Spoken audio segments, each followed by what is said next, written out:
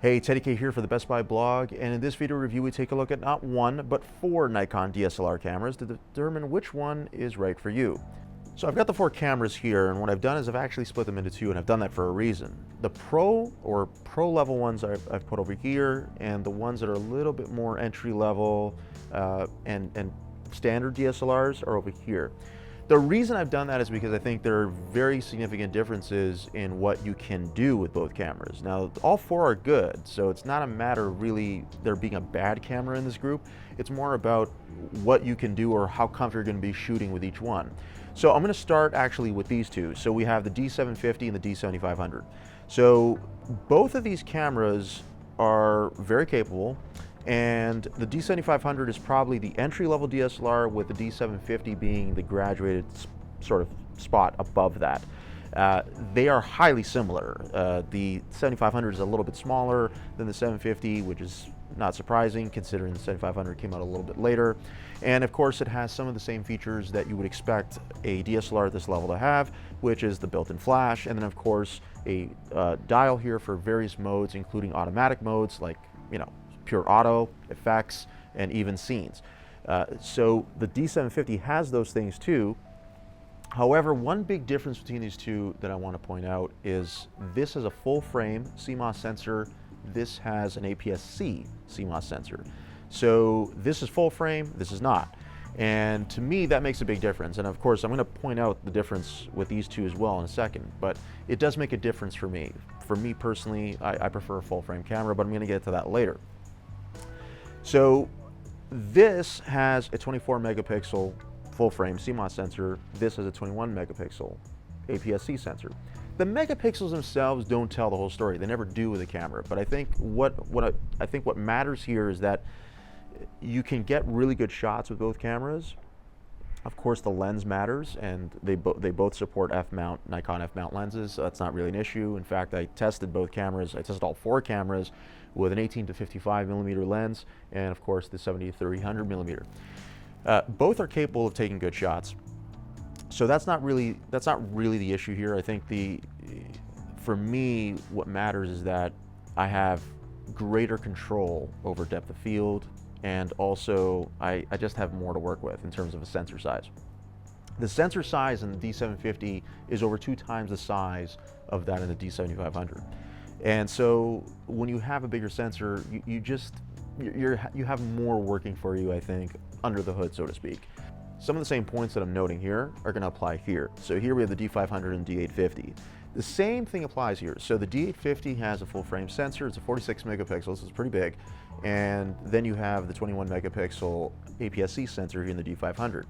Naturally, the D850 is the elite of this quartet that I have here, and then the D500 would be a step below. There are no automatic modes in these cameras, so that's why I'm prefacing everything I'm about to say here with the fact that you probably should already be using DSLRs or be familiar and comfortable with them if you're going to go to this level, because all you're going to get here are semi-auto and manual modes. Semi-auto being like shutter priority, aperture priority, program. Those 3 modes, and then you get full manual. That's it. You're not going to get the effects and scene modes and all that automatic stuff. I mean, there's not even a built-in flash in these cameras, so clearly you can see that there's a delineation here between the two sides. And so you need to be comfortable shooting in manual, or at least shooting in shutter or aperture priority to start with. Of course, if you're going to go to a camera at this level, you should probably learn how to shoot in full manual too. Interestingly, the battery life on the D850 is going to be better than it is in the D500. So I got to shoot way more shots. I mean, at least a few hundred shots more per charge than I could on the D500. If I were to want to graduate, let's say I've used a DSLR already and I want to graduate to something that's a little bit more professional, I would probably pick the D850 more than the D500. There is a significant price difference between them, but to me, this is an elite camera for what you can do with it, especially when you have the right lens. The lenses I had were good, but they weren't the best that Nikon has to offer. So, I mean, the photo quality that I was able to achieve could only be better. To be fair, there is not a vast difference between these two and these two. If I were to put up a set of specs, between these two and these two, you would see that there's actually not a significant difference. They are very similar to each other, and these are very similar to each other. But that's why I think that if I were to make a choice, and I'm speaking for myself now, but I think I'm going to try and qualify what you might be looking for as well. For me, the full frame sensors are a big deal, and that's why I tend to skew more that way than with an APS-C sensor. However, if I'm on the go all the time and I want something lighter and I want something slimmer, lighter, you know, just basically a footprint that's going to be a little bit smaller, APS-C cameras tend to be smaller, and these are in fact smaller than their siblings, so to speak. But that's just me.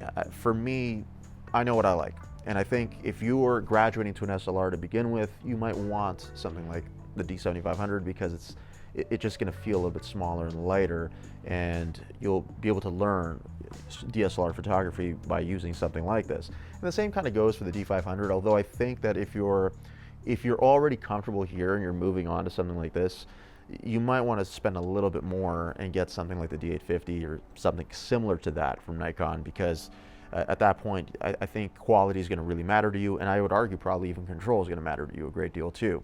If I were to pick, I would go here and here, just like I said before. But that's me. For you, you might want to rationalize it a little bit differently and think, well, okay, I'm starting out here, so I'm going to go with this. Whereas this might be something you might go to after that. And the same would apply here. You may want to go with the D500 and then D850. But for me, you know, these were definitely the ones that I enjoyed shooting with the most, and I felt that I probably got better results with too. It would take a long time to individually summarize or even dive into each of these cameras. Yeah, they're similar, but there's a lot that's in here. So if you just even look at the menu system, for which is the same, by the way, for all the cameras, if you looked at just at the menu system, you would find that there is a plethora of features in here. So learning the camera, regardless of which level you're going to, is really crucial as far as I'm concerned. Because if you're just picking up, let's say you're picking up a D7500 and you're just going to shoot an auto all the time, to me, I think that's a waste. You're not utilizing the full scope of what the camera is capable of. And that's especially the case with one of these, but I assume that if you're going to go up to something like this, you've already been familiar here. So for that reason, I think that it's important that you look at the camera beyond just the specs, but also the fact that there's a lot of features inside that can make you a better photographer and help you take better photos as well.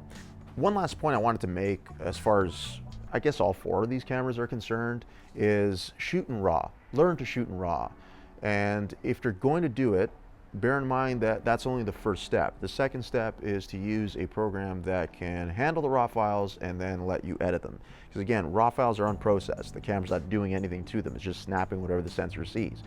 But when you're using something like Adobe Lightroom, you can really almost transform what the photos look like to be closer to what your eyes actually saw. And it can just really, I think, breathe a lot of life to a photo.